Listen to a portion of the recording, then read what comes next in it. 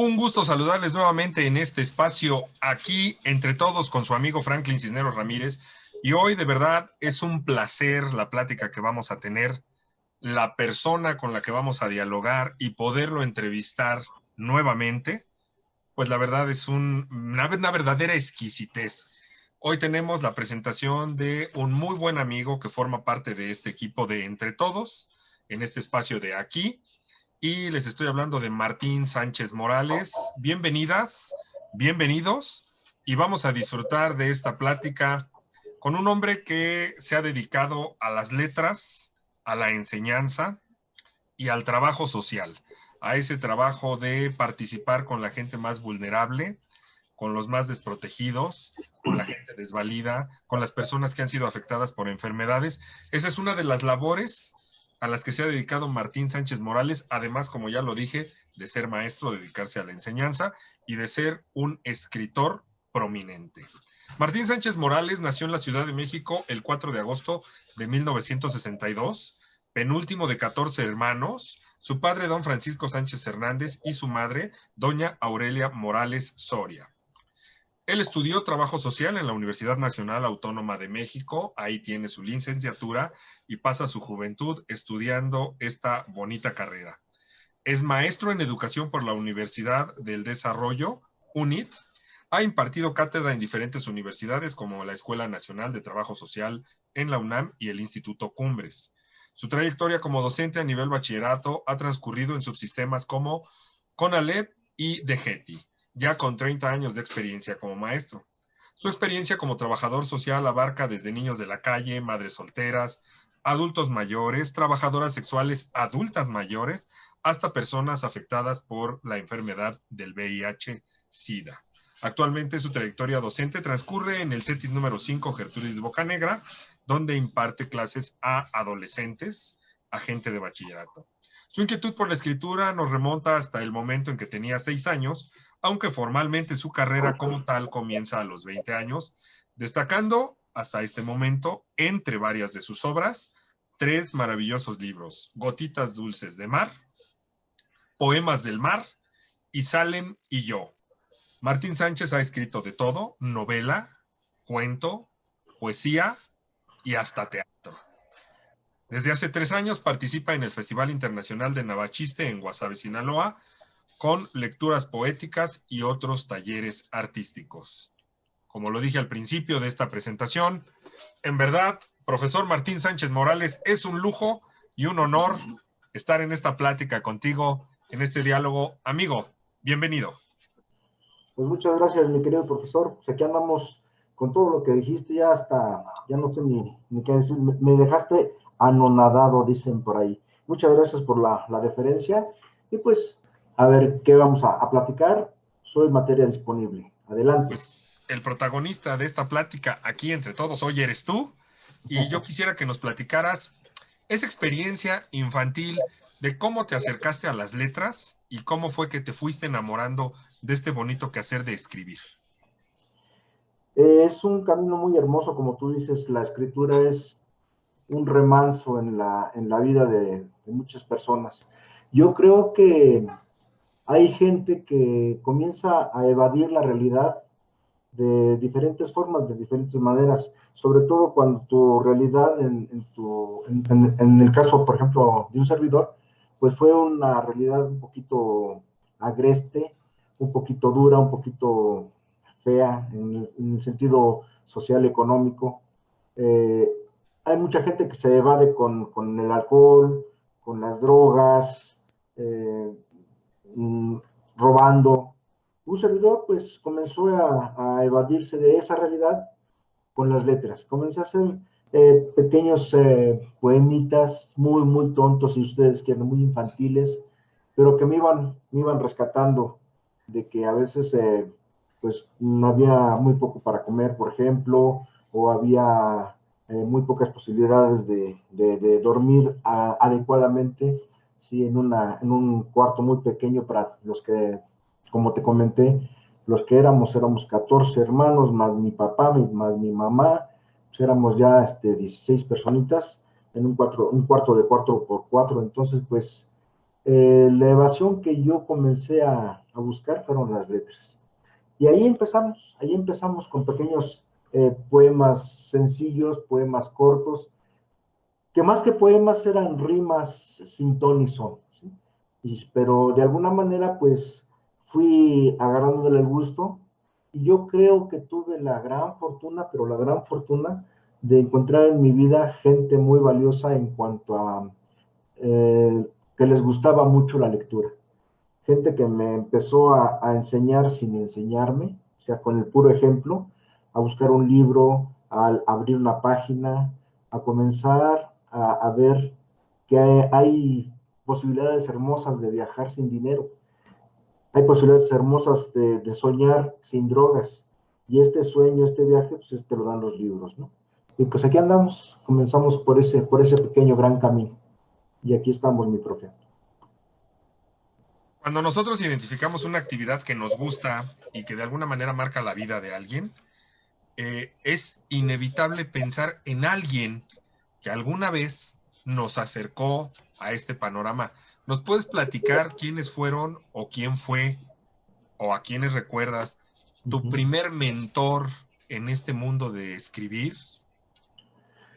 Pues ni duda cabe, ni lo pienso. Fue con todo su nombre hermoso, Antonio Jaciel Pineda Hernández, mi maestro de primaria, ¿sí?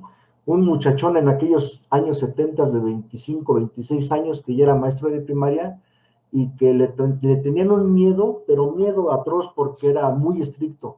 Todavía era de aquellas épocas donde te agarraban con la regla de madera o que te jalaba las patillas, pero era una persona tan estricta, tan metida en su trabajo, que éramos siempre primer lugar, sus grupos eran primer lugar en aseo, en puntualidad, en aprovechamiento, y cuando lo ibas conociendo, pues te enamorabas del muchacho, del maestro, ¿sí? Éramos en la escuela de Marruecos el único grupo que le hablábamos de tú al maestro.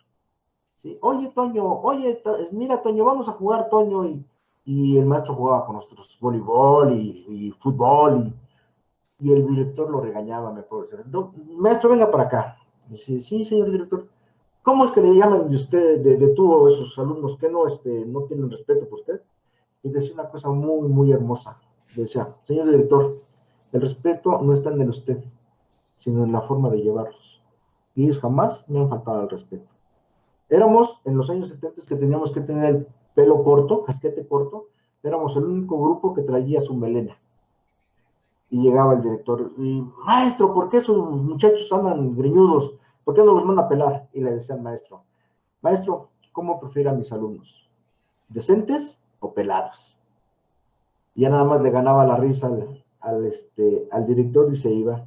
Y él como tú dices, él me incentivó porque un día estaba yo haciendo un pequeño poema y entra al salón bien estresado y le dice un compañerito, oye, Toño, ¿te has enojado? No, dices es que el lunes que viene nos toca la ceremonia y es cumpleaños del director y pues me gustaría hacerle una poesía, pero todas las que leí están bien azotadas. Y entonces mi compañerito Arturo, que está a un lado de mí, me arrebata mi cuaderno y dice, mira, Toño, pues aquí hay una más chida. Y me la arrebata, la lee Toño y dice, oye, no está tan jalada, dice, ¿la dices? Digo, ¿la digo en dónde? En la ceremonia. Entonces, fue mi primer poesía en público a los que tenía 11 años y que se la dediqué al señor director, ¿sí? Más o menos decía, al maestro, usted que sabe el camino que yo algún día he de seguir, muéstreme sus enseñanzas para poder ser mejor. Con su voz de un alba clara, enséñeme a despertar al futuro del mañana, ayúdeme a prosperar. Y era una perrata muy infantil, muy tierna, que ahora que la releo, no sé si ponerme a llorar o que me da risa de lo que escribía cuando era muy joven. Pero pues ahí fue mi primer presentación en público y se me conoció desde entonces en ese ámbito de primaria como el poeta calzoncín, porque no traía lo que no tenía, calzón sin calzón. Entonces, pues así me pusieron el poeta calzoncín. Y de ahí para arriba, ahí comenzamos a hacer escritos y escritos y escritos. Platícanos un poquito llévanos a la historia. ¿Cómo es la vida de Martín Sánchez en esos momentos en la primaria? El niño, ¿cómo se ve México? ¿Qué soñabas? ¿Qué ilusiones tenías? Eh, ¿Cómo es la vida para un niño de los años 70 en aquel Ujú, México donde todavía se hablaba ya en los últimos años, pero de la abundancia revolucionaria? claro. Pues fue para mí, dentro de todas mis carencias, muy hermosa, muy, muy hermosa. Yo tengo la fortuna de tener memoria desde los 3 años, ¿sí? Cuando me dicen, no, seas payaso, ¿a poco te acuerdas? Luego, sí, sí, me acuerdo. Me acuerdo que en 1966 nevó, por ejemplo, en el DF, y me acuerdo que mi papá me cargaba, ya tenía 5 años, me cargaba y me decía, mira, hijo, mira, y yo veía caer plumitas, plumitas del cielo, pues era la nieve. Sí, me acuerdo eh, cosas buenas, cosas muy tristes. Un día recuerdo cuando me mandó mi mamá a la escuela, estaba yo en primaria, en primero de primaria, y me dice, ya hijo, ya van a ser las 12. Yo entraba a la 1, 1:30 a la escuela, iba en la tarde, y yo no quería ir. Y no quería ir porque, ahora sí ya lo puedo decir, no tenía zapatos.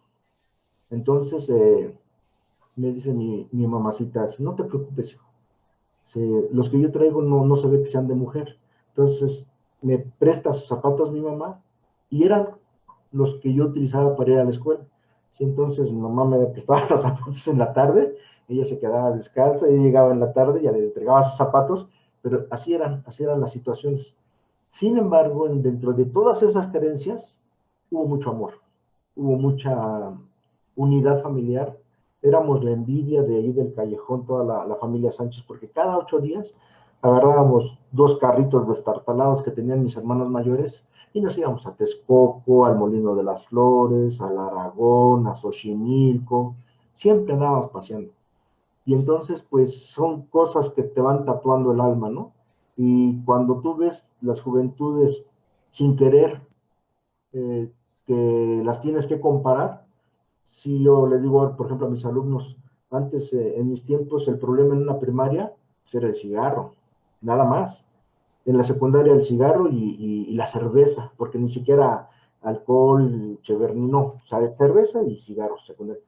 Pero ahora en primaria y secundaria es droga, es marihuana, es cocos, es piedra, es cristal, y va perdiendo la inocencia la juventud. Entonces, no me arrepiento, yo soy de los 60, creo que soy de buena carrocería, ¿sí? Soy de una generación que le tocaron o le han tocado vivir momentos históricos muy importantes, ¿sí? El 68, yo tenía 6 años y también lo recuerdo. Eh, Me acuerdo, la casa de ustedes estaba en el Peñón de los Baños. Me acuerdo cuando las primeras veces que había eh, el zoológico del Aragón, eran del Aragón a la casa de ustedes del Peñón, eran como unos 5 o 6 kilómetros, y se oía en las tardes el rugir de los leones y la risa de las hienas. Entonces, son cosas muy, muy hermosas, ¿eh? Si yo pudiera volver a vivir, pudiera volver a escoger una familia, la volvería a escoger a dos manos, ¿eh? El viejo que me tocó de padre es un tipazo, donde quiera que esté. Mi madre también. Mis hermanos, pues también ahí andan los canijos. Ya vamos quedando pocos, ya han partido algunos, pero los recuerdos de esos años 60, de esos años 70, ¿sí? De ese irte al cerro a cazar pajaritos, a cazar lagartijas, ¿sí?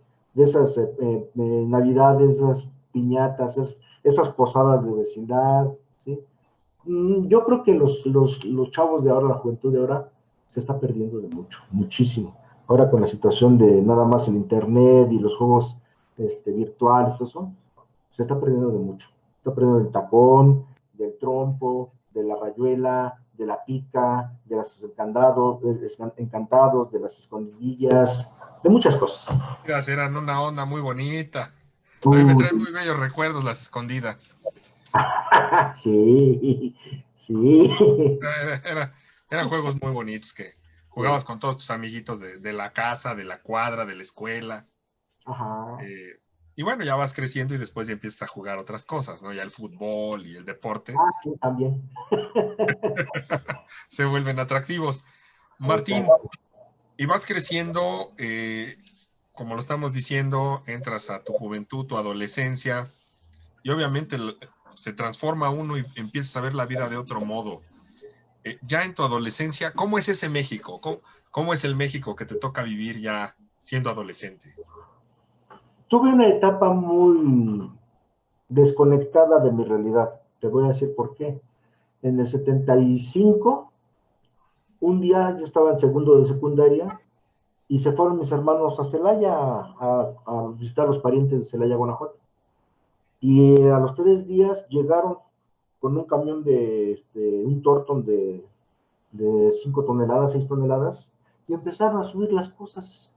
Y le digo, ¿ahora? No, ya no vamos a ir a Celaya a vivir. Y yo no les creí. Les creí ya cuando estábamos descargando el camión en Celaya, Guanajuato. Entonces me sacaron, me cortaron completamente mi proceso de secundaria. Fui a terminar mi secundaria en Celaya, Guanajuato.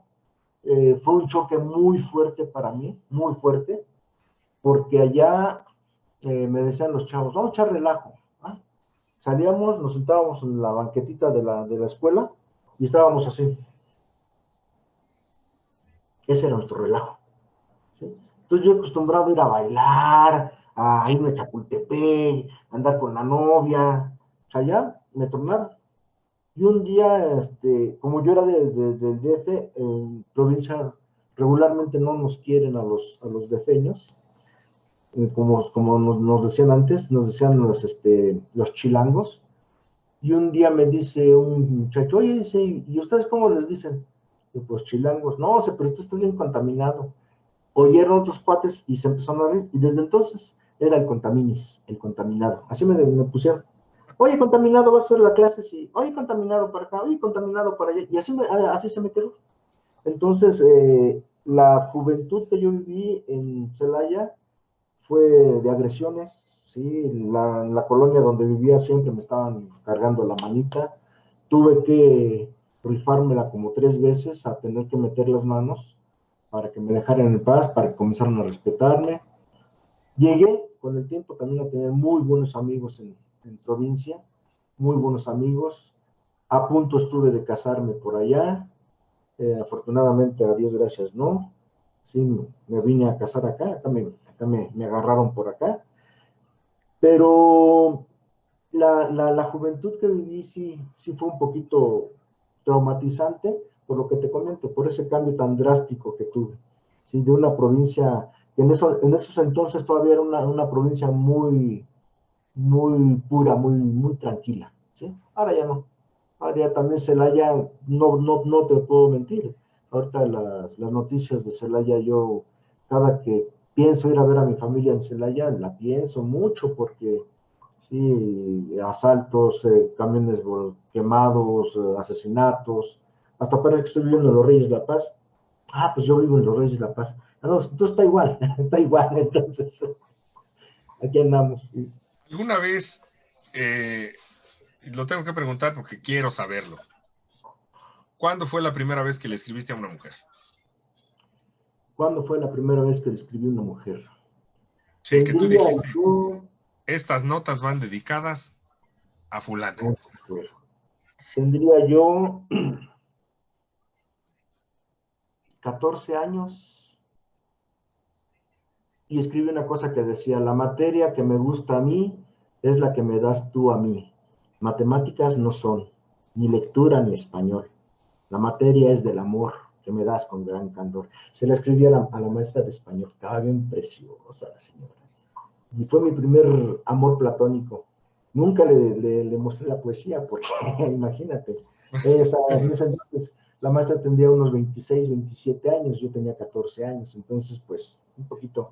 Fue la primera mujer a la que le escribí, Tu primer musa. mi primer musa. Y vaya que era una musa muy guapa, muy a todo dar, un carácter maravilloso. Yo creo que ella fue otra de las personitas que también me hizo amar mucho a la escritura, porque con Jaciel ya nos había recomendado El Galano Arte de Leer, y esta maestra nos lo volvió a pedir, y es un libro padrísimo, porque ahí en ese son libros de lectura, te trae poesía, te trae teatro, te trae ejercicios, te trae novela, te trae autores. Es un libro académico, pero muy hermoso. El galano arte de leer. Esa fue mi musa. Tu primer musa. ¿Y alguna vez lograste enamorar a alguien a través de la escritura? Sí, sí, afortunadamente. Cuéntanos esa experiencia. Y fíjate que las mujeres llega un momento dado que ya no te valoran por lo que eres, sino por lo que les puedes dar. Y cuando sabían que yo escribía, llegaban, oye, no seas malo, hazme una poesía. Y entonces las primeras de cambio, pues les hacía un soneto, o les hacía una pequeña elegía y les gustaba. Pero sí es cierto, dicen que los poetas estamos un poquito locos. Y cuando me comencé a dar cuenta de que lo que les gustaba era presumir lo que yo les escribía, eh, dejé de hacerlo. Yo decía, cuando tú escribes por encargo no te salen las cosas. Y entonces llegó un momento dado que me decía, ah, ya una poesía, luego, después, al rato. ¿Sí? Y así pasé mucho tiempo hasta que me encontré una que yo le digo cara de perro, no porque tenga cara de perro bulldog, sino porque tiene una cara de perro así de Cocker Spaniel, así chiquito, bonito, hermoso, que es mi esposa. Entonces a ella le comencé a escribir, pero mi esposa es una persona muy reservada. ¿Sí? Me acuerdo una vez, llego con un folder como con 300 poemas. Y le digo, mira, gorda. Ah, están padres, pum. Ya. Nunca supe dónde los puso, nunca supe dónde los dejó, nunca supe si los guardó, nunca supe nada. Sí, entonces ya dando el tiempo, yo le pregunto, oye, y le digo, ¿y por qué si no te gustaba, por qué no me lo dijiste? Y me dice muy curiosas, es que sí me gustan, pero, y sí es cierto, si yo no soy como tú, no me explayo, si yo a los que amo, los amo a mi manera. Y es muy seca para amar, pero ama mucho, ¿eh? Mi esposa ama mucho, ¿sí? Por si lo llega a ver esta entrevista, para que vea que también hablo cosas buenas de ella. Coméntanos en aquellos momentos, tu infancia, tu juventud, ¿quiénes fueron tus ídolos? ¿Quién fue tu ídolo en el fútbol, en el box, en la lucha libre? ¿Qué personajes te llegaron a hacer soñar? ¿Con quién te identificaste? Ídolos de juventud, de infancia, el santo, que ni qué. Santo, el enmascarado de plata. Me acuerdo que todos los sábados nos íbamos a la matiné de la iglesia de los Reyes, ahí en el Peñón de los Baños. Nos cobraban $1 por ver la matiné del santo. Entonces yo amaba al santo. Amaba al Rayo de Jalisco, hizo una película que se llamaba La Sombra Espía. Un día yo agarro un pañal de mi hermano menor, me lo amarro en el cogote y andaba por toda la casa, mi mamá se ha ido al mercado y yo, sombra, sombra. Me subo a la cuna de mi hermano y me dejo caer, sombra. Me dio un sombrazo en la panza que me metí abajo de la mesa chille chille. Ya cuando llegó mamá, ¿qué hace ahí? Nada, pues aquí nada más. Sí, pero sí, me encantaba jugar a la sombra. Ya después en la adolescencia, Pedro Infante. Es y será mi viejo, el Pedro Infante, porque como artista, como ser humano, como persona, todo lo que he leído, todo lo que he visto, todo lo que he sabido de él, que han contado de él, son cosas, la mayoría del 100%, un 90% cosas muy positivas. Entonces, Pedro Infante, también ídolos, pues los Beatles, en su momento Alberto Cortés, eh, ¿quién más? Amparo Ochoa. ¿Sí? Si te das cuenta, vamos de lo pop a la música de protesta, a la música del Che, a Pablo Milanés, a Silvio Rodríguez, a mi señorón, don Facundo Cabral, que donde quiera que ande caminando el señor, no me canso de decir que es un poeta en toda la extensión de la palabra. Sí, son poetas que nunca mueren. ¿Sí? Estos eran mis ídolos, esos eran mis recovecos para poderme a pensar un poquito en la vida. ¿Tu personaje más querido, tu personaje favorito de Pedro Infante? Todos pensarían que Pepe el Toro, pero no, fíjate que Eh, Luis Antonio, el de los Tres García. Ese me encantaba porque era chispa, era movido, era mujeriego, pero era de esos mujeriegos que te caen bien. Sí, no era agandallón No sé ni. por qué, pero la mayoría de los mujeriegos dicen caen muy bien, caen muy Sí, bien. ajá. Sí, quién sabe por qué, pero sí, ese fue uno de mis personajes principales de Pedro Infante. Otro que no me gustó mucho, a pesar de que lo pondera mucho, Tizoc. Mm, Tizoc incluso llegó a ganar el Oso de Plata de sí, Berlín, ya post-mortem, porque él ya no se enteró que lo había ganado. Pero estereotipan mucho a nuestros indígenas de más. exactamente. Y entonces yo creo que la dignidad de un indio, de un indígena, es mucho más que eso, mucho más que eso. ¿Sí? De ahí nosotros hemos mamado mucha cultura, ¿sí?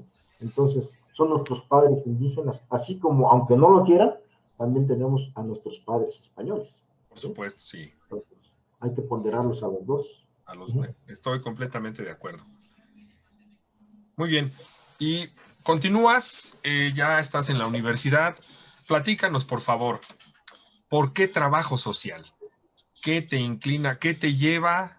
¿En qué momento te das cuenta que tú te identificas con el trabajo social?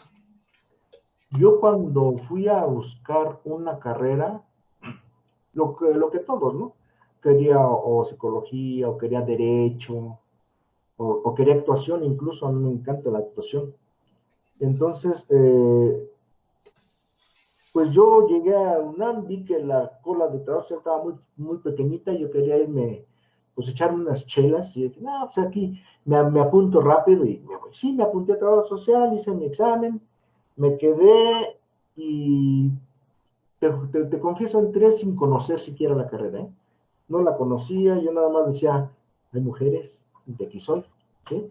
Por cada salón de 20 elementos, 19 eran mujeres, 18 eran mujeres, y los demás éramos hombres, y había mitad y mitad, ¿no? O sea, eran 20, 15 mujeres y 4 hombres y medio, ¿no? Tú me entiendes por qué. Pero en tercer semestre me acuerdo mucho, ¿sí? Una maestra nos dice, a ver, jóvenes, ¿quién quiere ser rico? Y pues todos, ¿no? Levantamos la mano. Yo, maestra, yo. Y nos dijo bien seria, sácanse de la escuela, pongan un negocio y échenle los kilos y van a sacar mucho dinero. Porque si se quedan aquí, se van a morir de hambre. Porque la carrera no da unos sueldos muy buenos. Pero les voy a decir una cosa. Si quieren tener riqueza espiritual, riqueza humanitaria, riqueza de haberse entregado a la sociedad, quédense, pero échenle las ganas. Y me quedé, comenzamos a trabajar con la comunidad, con las personas, y me di cuenta de una cosa. Cuando tú haces una acción sin esperar nada a cambio, ya ganaste. Porque si estás esperando que te agradezcan, o que te aumenten el sueldo, o que te den una palmadita en el hombro, pues te vas a volver amargado, ¿sí? Entonces, cuando tú haces algo bonito y sin que lo esperes te digan gracias, dices, ay, güey, mira, ya hasta me agradecen. Entonces, pues aquí estamos.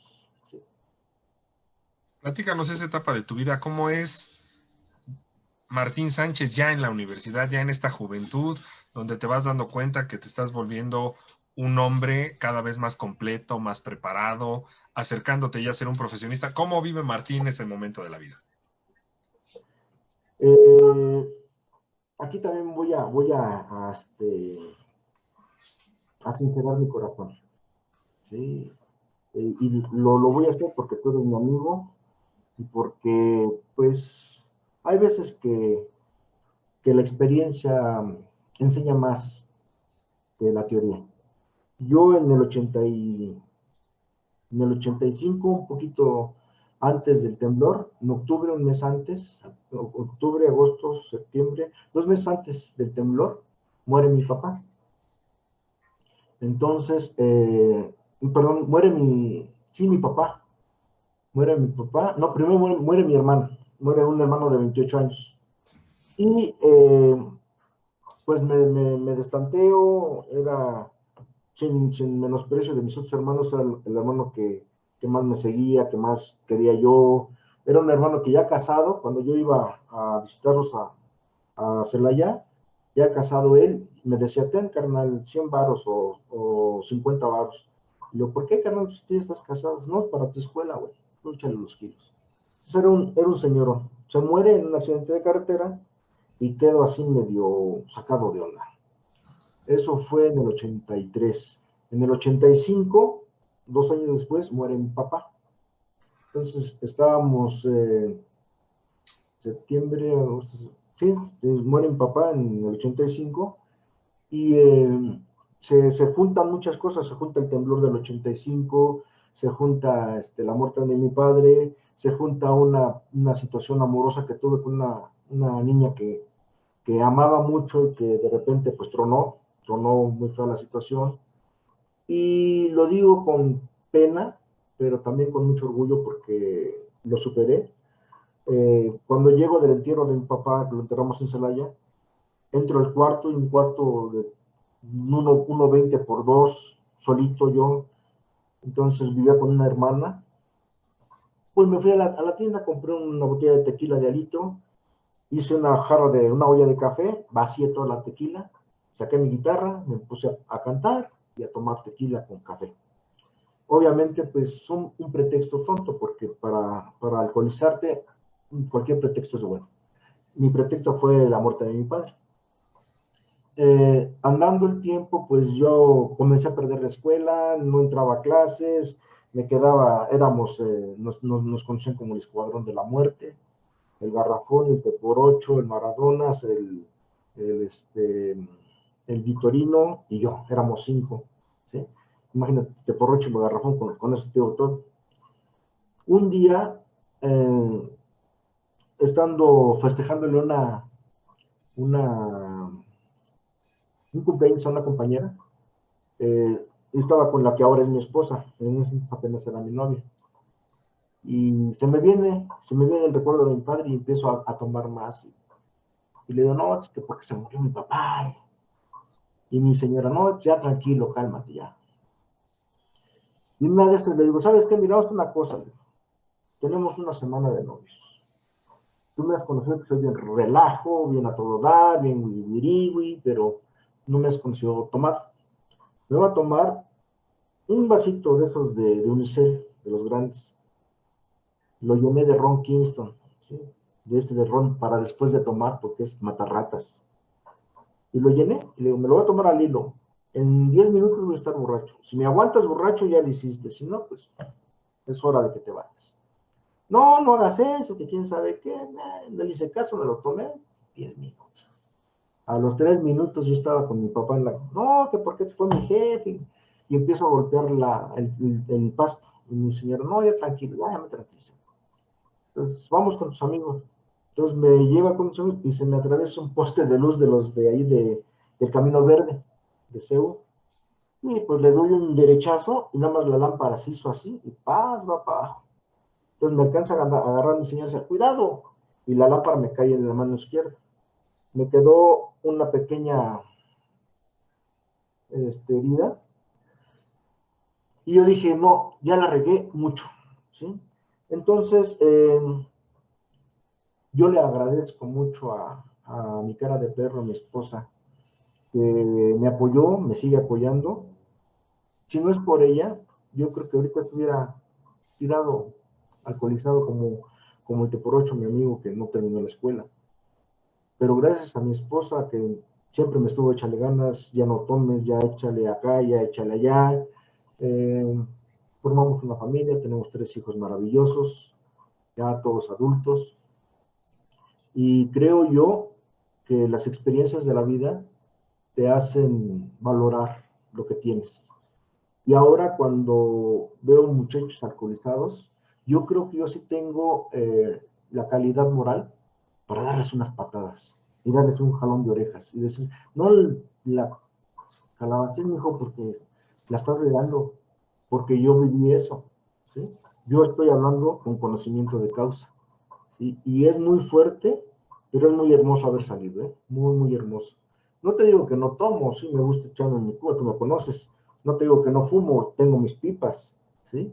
Pero siempre la moderación ahora es, es disfrutar de una buena cerveza o de un buen vaso de vino, disfrutar de una buena pipa, de un tabaco muy rico, muy, muy aromático, disfrutar de un momento conmigo mismo, ¿sí? Pero ya no embrutecerte como en un momento dado lo estaba haciendo, ¿sí?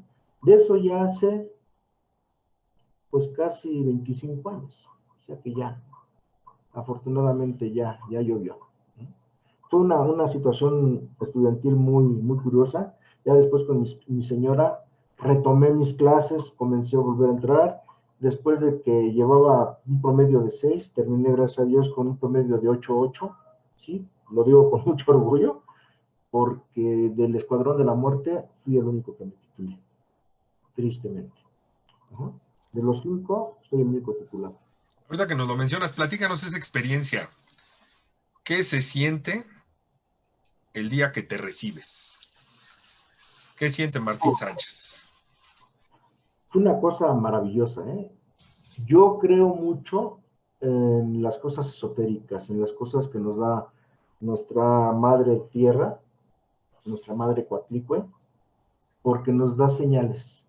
Yo recuerdo ese día, yo fui con mi esposa al examen profesional, iba muy nervioso ahí en CEU, y recuerdo muy bien, la tarde era nublada, muy nublada, estaba encapotado el cielo.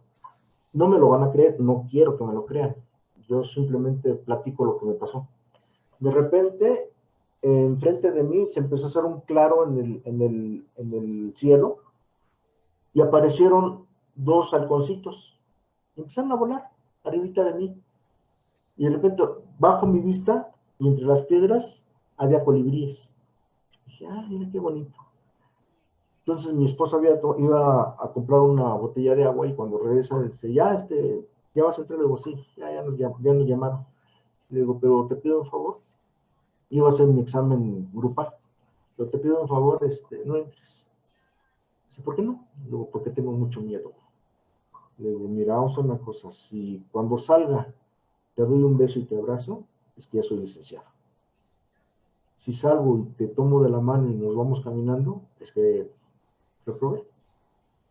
Sí, bueno, entonces no permití que entrara mi esposa al examen, la dejé afuera. Cuando salí, no me da vergüenza decirlo, salí con lágrimas en los ojos de felicidad y no le di un beso, le di muchos besos a mi esposa, muchos besos. Y me dice un compañero con el que hice el examen, vamos a festejar, vamos a festejar. Me dice, ¿a dónde? Yo, pues a la casa de mi suegra. Entonces íbamos bajando, habíamos hecho el plan de comprar unos pollos rostizados y unas botellas de vino y pasarlas así muy rico en familia, porque pues no era para así, hacer una gran fiesta, porque como te digo, no había economía muy buena. Y ahí una cosa muy triste, muy, muy triste, bajando las escaleras de CEU, me encontré al T por 8 y al Garrafón. Se me quedan viendo y me dicen, oye, güey, ¿ya te postulaste? Le digo, sí, felicidades. Pero ellos me dicen felicidades como esperando a que les dijera, pues vámonos, les disparo unas chéves. Pero los vi ya tan mal, tan fuera de sí, ya estaban, no eran mis amigos ya, tristemente. Sí, ellos ya iban por el interés nada más de seguir tomando. Y les digo, bueno, pues nos vemos, compañeros. Y me dice, nos vemos, ¿no? ¿Ya? Fue la última vez que los vi a ellos dos. ¿Sí?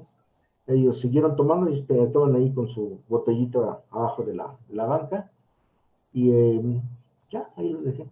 Entonces, una experiencia muy, muy hermosa, pero agridulce, ¿no? Agridulce, el día de mi graduación. Volviendo al escritor, ¿cuál es el primer libro que publicas ya como tal? Que ya no es un poema dedicado a alguien, que ya no es, sino que tú dices, aquí ya está, aquí se plasma, se materializa el esfuerzo. Uh ¿Cuál es -huh. tu primer libro? Mi primer libro fue Gotitas Dulces de Mar. Y esa de Gotitas Dulces de Mar es una recopilación de poemas poema corto y 2 que 3 cartitas que le hice a mis hijos, a mi esposa, a mis alumnos, y ahí se concretizó la idea. Y le tengo que dar muchas gracias también. Yo soy muy agradecido. Yo creo que una de las cosas que debería tener el ser humano es humildad y agradecimiento. Y yo estoy muy agradecido con el maestro Melchor, tú lo conoces, es un maestro de la mañana. Él tiene una pequeña imprenta y él me dijo, oye, profe, pues, ¿por qué no publicas? Le digo, porque no sé, mi profe, y aparte no creo que tenga calidad. Y las leyes, no, es como que no tienes calidad, canijo, mira, yo sé lo que te digo, él es maestro de literatura. Entonces, él me incentivó, me ayudó a publicar y me hizo un pequeño descuento en su editorial. Y ahí sí, fue como nació mi primer hijo de papel, mi primer Amoshki. Y ahí está mi hijo. Y después has hecho varios más, ¿no? Esa carrera no ha terminado. Te quiero preguntar un detalle que siempre he tenido la curiosidad y hoy nos lo vas a revelar. ¿Quién te dejó la idea? ¿De dónde nace esta elegante formalidad del sombrero? Ah, Porque entre otras cosas, Martín es un hombre que siempre usa multiplicidad de sombreros. ¿Quién te sí, heredó esta elegante costumbre? mi señor padre. Donde quiera que esté mi señor padre, siempre con su sombrero. Siempre. Él decía que debía de ser parte de la categoría de un hombre, siempre su sombrero. Y saberlo portar, ¿sí? Saberlo portar porque mi papá fue cristero. O sea, estuvo en la época cristera, él luchó con los cristeros. A sus 10 años ya era soldado cristero. Y decía que el sombrero era la corona de Cristo. Por eso no tienes ni que aventarlo, ni que tirarlo, tienes que tenerle respeto al sombrero, sí, tienes que mantenerlo limpio siempre, tienes que darle su lugar, ¿sí? En tu casa, que es la mía, en el closet, en el ropero, tengo un espacio especial para mis sombreros, ¿sí? Y él fue el que me enseñó. Y siempre, ¿verdad? Como tú no me dejarás mentir, cuando me van a buscar a la escuela, pues el del sombrerito, ya saben quién es. Sí, allá me ubican por el del sombrerito, sí. Sí, mi Eh, señor padre fue el que me enseñó. ¿Cómo es que te vuelves maestro, profesor? ¿En qué momento de tu carrera de repente te encuentras con la docencia? ¿Cómo es ese proceso? Eh, yo creo que era yo un profesor en ciernes. Yo ya tenía la beta de la docencia, pero no lo quería asimilar como tal. Porque desde la prepa, cuando estuve en prepa en Celaya, Guanajuato, cuando teníamos que hacer servicio social, yo siempre me metí a dar clases de educación abierta. Andando el tiempo en la universidad, yo era integrante del grupo de teatro de trabajo social y el maestro, un tipazo, también lo quiero mucho, a Guillermo Hash, eh, me comenzaba a delegar funciones.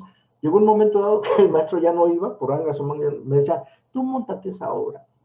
Y entonces me empezó a meter la situación del estrés, de la responsabilidad de montar las obras, y creo que ahí nació ese liderazgo académico, que ya, como te digo, ya lo traía centrado en cuanto a la prepa.